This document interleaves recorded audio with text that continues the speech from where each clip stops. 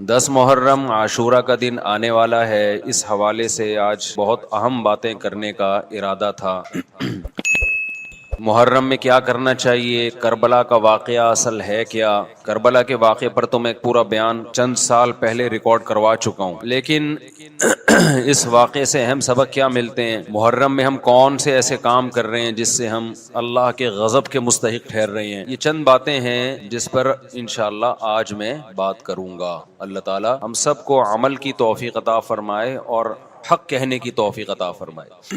دیکھو ایک بات خوب اچھی طرح سمجھ لو، اسلام 1400 سال پہلے مکمل ہو چکا ہے۔ کسی واقعے کی وجہ سے اسلام کو تبدیل نہیں کیا جاتا، بلکہ اسلام کی روشنی میں اس واقعے کے جو تقاضے ہیں ان پر عمل کیا جاتا ہے۔ ہمارے ہاں ہو یہ رہا ہے، واقعات کی بنیاد پہ مسائل نکالے جا رہے ہیں۔ 10 محرم کا دن سیدنا حسین ابن علی رضی اللہ عنہ کی شہادت سے پہلے بھی عظیم تھا، اور سیدنا حسین ابن علی رضی اللہ عنہ کی شہادت کے بعد بھی عظیم دن ہے۔ آج آپ نے ایک نعرہ بہت سنا ہوگا کہ جی اسلام میں فرقہ واریت نہیں ہے، ہم کسی فرقے سے نہیں ہیں۔ میں بار بار کہتا ہوں کہ یہ بڑا خوشنما نعرہ ہے جو سننے میں بہت اچھا لگتا ہے، کچھ باتیں سننے کی حد تک بہت اچھی ہوتی ہیں لیکن پریکٹیکل لائف میں ان کی ویلیو بالکل بھی نہیں ہوتی۔ جب آپ پریکٹیکل لائف میں آتے ہیں تو پھر آپ کو یہ فیصلہ کرنا پڑتا ہے کہ آپ کس فرقے سے تعلق ہے آپ کا، آپ سنی ہیں، شیعہ ہیں، معتزلہ ہیں، مرجیہ ہیں، قدریہ ہیں، ناصبیہ ہیں، کیا ہے آپ کا فرقہ۔ یہ کہہ دینا آسان ہے میرا کوئی فرقہ نہیں ہے، اس پر سب سے بڑا اشکال یہ ہوتا ہے، یہ میں اس لیے فرقے کی بات کر رہا ہوں کہ آپ کو بھی طے کرنا پڑے گا کہ آپ یا تو شیعہ بن جاؤ بھائی یا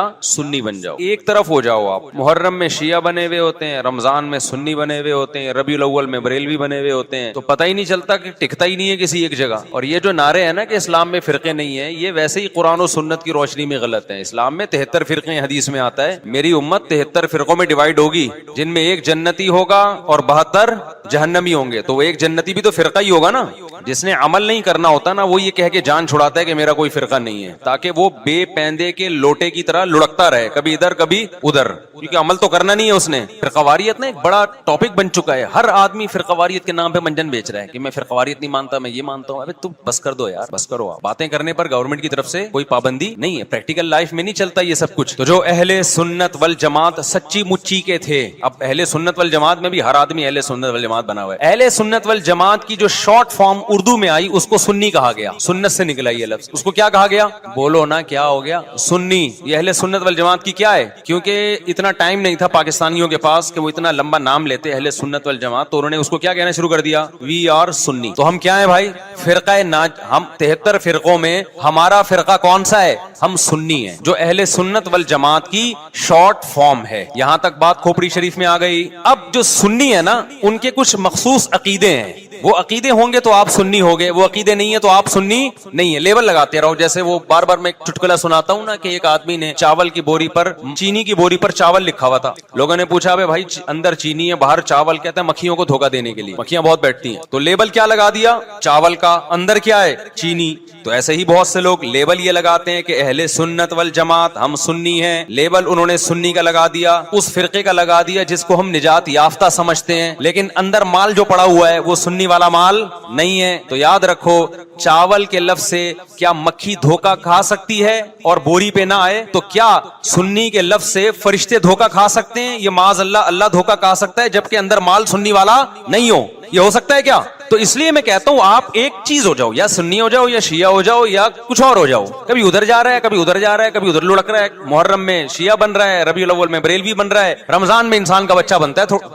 میں یہ نہیں کہہ رہا کہ بریلوی انسان کے بچے نہیں ہیں، یعنی رمضان میں ایسا لگے گا جیسے بہت نیک آدمی۔ تراویح میں پہلے 3 دن دیکھو نا آپ۔ ابھی تو میں یہ بات ہی نہیں کر رہا کون جنتی کون جہنمی، کون غلط کون صحیح، ابھی تو میں صرف یہ بتا رہا ہوں کہ اسلاف نے 73 فرقوں میں سے جو ایک جنتی ہوگا اس کو ایکسپلین کیسے کیا ہے۔ اگر بریلوی اس پہ پورے اترتے ہیں تو بھائی وہ جنتی ہیں، میں کسی کو جہنمی جنتی نہیں کہہ رہا، میں تو ایک کرائٹیریا بتا رہا ہوں۔ ہو سکتا ہے میں نہ اترتا ہوں، بریلوی بھائی پورے اترتے ہوں، شیعہ لوگ پورے اترتے ہوں، کسی ایک کو میں یقینی طور پہ نہ جنتی کہہ رہا ہوں نہ جہنمی، میں تو کہہ رہا ہوں کہ آپ فیصلہ کرو کہ آپ ادھر ہو یا ادھر ہو، درمیان میں نہ لٹکو. ایسا نہیں ہو سکتا ایک ٹانگ جہنم میں ایک ٹانگ جنت میں آپ کی، یا تو پورے ادھر جاؤ گے یا پورے ادھر جاؤ گے. کھوپڑی شریف میں بات آ رہی ہے کہ نہیں آ رہی ہے؟ تو نبی صلی اللہ علیہ وسلم نے فرمایا جنتی فرقے کی علامت ما انا علیہ و اصحابی، جس پر میں اور میرے صحابہ ہوں. اب نبی اور نبی کے صحابہ کس طریق پر تھے، کس ٹریک پر تھے؟ اس کو امام طحاوی رحمہ اللہ تعالی جو حنفیہ میں بہت بڑے محدث گزرے ہیں، امام ابو حنیفہ کے شاگردوں کے شاگردوں کے شاگردوں میں تھے، انہوں نے اس دور میں ایک کتاب لکھی عقیدہ طحاویہ کے نام سے، اور اس میں اہل سنت والجماعت کے عقائد اور ان کی بنیادی عقیدوں کو ایکسپلین کیا. ایک متن لکھا جو پوری دنیا میں مانا گیا، اور پوری دنیا کے علماء کا اتفاق ہوا کہ اہل سنت والجماعت میں داخل ہونے کے لیے ان عقیدوں کا ہونا ضروری ہے. اہل حدیث نے بھی مانا اس کو، اب اہل حدیث کی یونیورسٹی میں پڑھایا جاتا ہے، حنفیوں نے بھی مانا، مالکیوں نے بھی مانا، شافعیوں نے بھی مانا، حنبلیوں نے بھی مانا. سعودی عرب کی یونیورسٹی میں بھی پڑھائی جاتی ہے. وہ لکھنے والے اگرچہ حنفی تھے لیکن وہ جو عقیدے تھے وہ سب کے ہیں. وہ اس سے اہل سنت غیر اہل سنت سے کیا ہو رہے تھے، ان میں فرق ہو رہا تھا. سمجھتے ہو کہ نہیں سمجھتے؟ اس کتاب کا نام کیا ہے؟ العقیدۃ الطحاویہ. وہ کتاب جو لکھی گئی ہے نا، پوری دنیا نے اس لیے مانی کہ اس میں ہر عقیدے میں قرآن اور سنت اور اجماع صحابہ، ان تین کو بنیاد بنایا گیا ہے.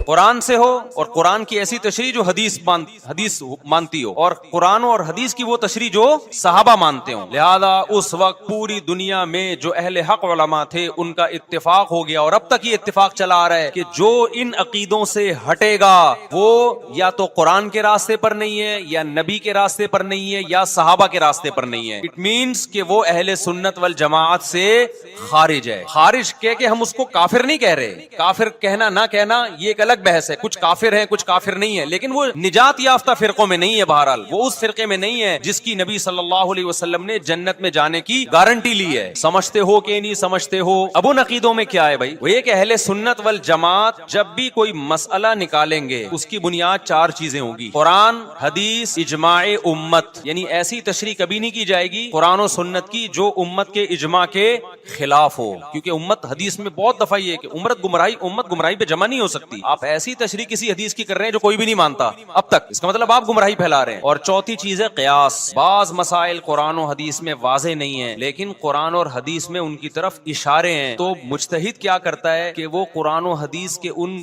معنی اور مضمون میں غوطے لگا کے وہ مسائل کا استنباط کرتے ہیں، زمانے کے حساب سے نئے نئے مسائل اخذ کرتے ہیں. سمجھتے ہو کہ نہیں سمجھتے؟ تو چار اصول اہل سنت والجماعت کے: قرآن سے مسئلہ نکالا جائے گا، حدیث سے نکالا جائے گا، اجماع امت سے، اور چوتھے نمبر پہ قیاس سے. اب میں آتا ہوں اصل ٹاپک کی طرف. یہ تو پوری تمہید تھی نا. اس بات میں دو رائے نہیں ہو سکتی کہ سیدنا حسین رضی اللہ تعالی عنہ کو جو کربلا میں شہید کیا گیا یہ کائنات کا بدترین ظلم تھا. جس نے آپ کی گردن مبارک پہ تلوار رکھی اس کی بدبختی میں دو رائے نہیں ہو سکتی. بہت ہی کوئی شقی اور بدبخت جو نواسہ رسول صلی اللہ علیہ وسلم کے قتل کی طرف بڑھا، بہت ہی کوئی بدبخت اور بدنصیب جو کوفہ کے گورنر ابن زیاد کے کہنے پر نواسہ رسول سے لڑنے کے لیے نکلا، جو اس ظلم کو ظلم نہیں مانتا، وہ بھی اپنے آپ کو جہنم میں جانے کے لیے تیار کر رہا ہے. پھر کربلا میں ایک بڑا ظلم یہ ہوا کہ صرف سیدنا حسین ابن علی کو شہید نہیں کیا گیا، آپ کے ساتھ جتنے مرد تھے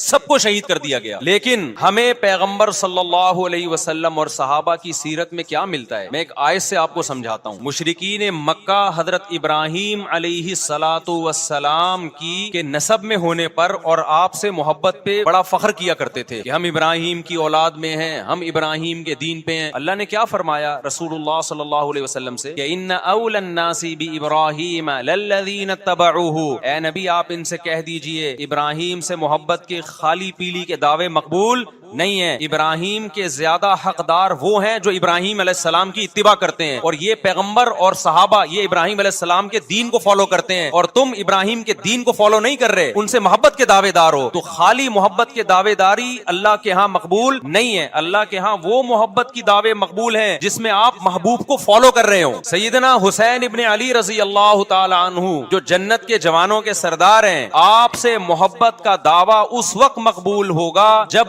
آپ سیدنا حسین کی سیرت کو فالو کریں گے. رونا پیٹنا ماتم کرنا یہ سیدنا حسین اور اہل بیت کی سیرت نہیں ہے. صبر کرنا, ظالم کے سامنے ڈٹ جانا, جان کے خوف سے اپنی پالیسیوں سے پیچھے نہ ہٹنا, یہ سیدنا حسین ابن علی رضی اللہ عنہ کی سیرت ہے جو آج ہمیں کہیں بھی نظر نہیں آتی. تو ہم نے بھائی دیکھنا ہے صحابہ کا طرز عمل کیا تھا. آپ بتاؤ صحابہ کو سیدنا حسین سے محبت تھی یا نہیں تھی؟ کیا غم کا پہاڑ ٹوٹا ہوگا جب اطلاع ملی ہوگی کہ سیدنا حسین ابن علی اور آپ کے اصحاب اور اہل بیت کو سب کو کربلا میں شہید کر دیا گیا ہے. کیا قیامت گزری ہوگی. کوفہ سے ایک شخص آیا نا, عبداللہ بن عمر سے پوچھنے لگا جو مارنے پر دم کا مسئلہ. انہوں نے فرمایا تم نے پیغمبر کے نواسے کو قتل کر دیا اور مسئلہ یہ پوچھ رہے ہو کہ جو مارنے پر دم آئے گا کہ نہیں آئے گا. ایک طرف تم نے پیغمبر کے نواسے کو قتل کر دیا کربلا میں, اور اب ہم سے آ کے مسئلہ پوچھتے ہو جو مارنا جائز ہے یا نہیں ہے. صحابہ کے ہاں یہ غم کم غم نہیں تھا. دیکھو حضرت معاویہ رضی اللہ تعالی عنہ کے ہاتھ پہ بھی حضرت حسین نے بیعت نہیں کی, لیکن بغاوت بھی نہیں کی. کیوں؟ بغاوت سے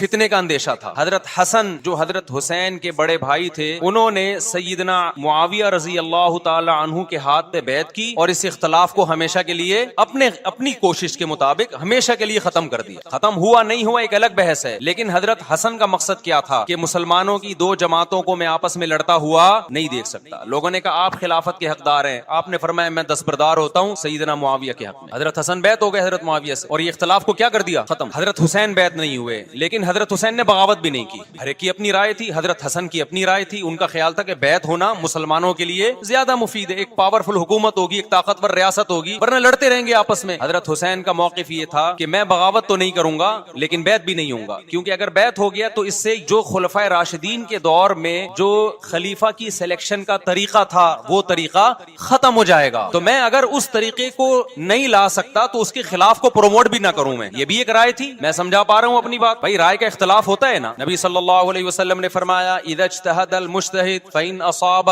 فلہ اجران وإن اخطأ فلہ اجر واحد. جب کوئی مجتہد اللہ کی رضا کو سامنے رکھ کے اجتہاد کرتا ہے, صحیح اور غلط کا فیصلہ کرنے بیٹھتا ہے, رائے یعنی اس کا مقصد اللہ کی رضا ہو, تو اگر وہ درست نتیجے پہ پہنچے تو 2 ثواب, غلط نتیجے پہ پہنچے تو بھی 1 نیکی اس کو ملتی ہے, اس لیے کہ اس کے بس میں جو خیر خواہی کا کے لیے جو تھا وہ اس نے کر دیا. رائے کا اختلاف ہوتا ہے. تو حضرت حسن رضی اللہ تعالیٰ عنہ بیعت ہوئے حضرت معاویہ کے ہاتھ پہ, سیدنا حسین نہ بیعت ہوئے اور نہ آپ نے بغاوت کی, خاموشی اختیار کی. حضرت معاویہ رضی اللہ تعالیٰ عنہ نے سیدنا حسین کو تلوار کی زور سے بیعت پر مجبور نہیں کیا, بلکہ نواسہ رسول کا خیال کیا اور وصیت بھی کی لوگوں کو. لیکن جب حضرت معاویہ کے بعد یزید جانشین ہوا, اس کی سب سے بڑی غلطی یہ تھی کہ اس نے نواسہ رسول صلی اللہ علیہ وسلم اور آپ کے ساتھ جو چند اہل بیت اور چند صحابہ تھے, اس وقت بھی حضرت حسین نیوٹرل تھے. نہ حضرت حسین نے بغاوت کا ارادہ کیا اور نہ بیعت کرنے کا ارادہ کیا. یزید ابن معاویہ کو چاہیے تھا کہ سیدنا حسین رضی اللہ عنہ کو اپنے حال پہ چھوڑ دیتا, اپنے والد کی طرح. حضرت حسین رضی اللہ تعالیٰ عنہ کو جب کوفہ سے خطوط آئے, یہ میں وضاحت اس لیے کر رہا ہوں کہ حضرت حسین بغاوت کے لیے نہیں نکلے تھے, اس مسلمان حاکم کے خلاف بغاوت کے لیے نہیں نکلے تھے, کیونکہ رسول اللہ صلی اللہ علیہ وسلم کی بہت ساری صحیح حدیث ہے اس بارے میں کہ جو باغی ہے, جو ریاست کے خلاف بغاوت کرتا ہے, اس کو نبی صلی اللہ علیہ وسلم نے اس عمل کو پسند نہیں کیا. تو حضرت حسین رضی اللہ تعالیٰ عنہ کو کوفہ سے خطوط آئے کہ یہاں سارے کے سارے لوگ آپ کے ہاتھ پہ بیعت کرنے کے لیے تیار ہیں. ظاہر ہے جب کسی علاقے کے لوگ دارالخلافہ ہو اور سب بیعت ہونے کے لیے تیار ہوں, پھر آپ کا جانا یہ بغاوت کا عمل نہیں کہلاتا.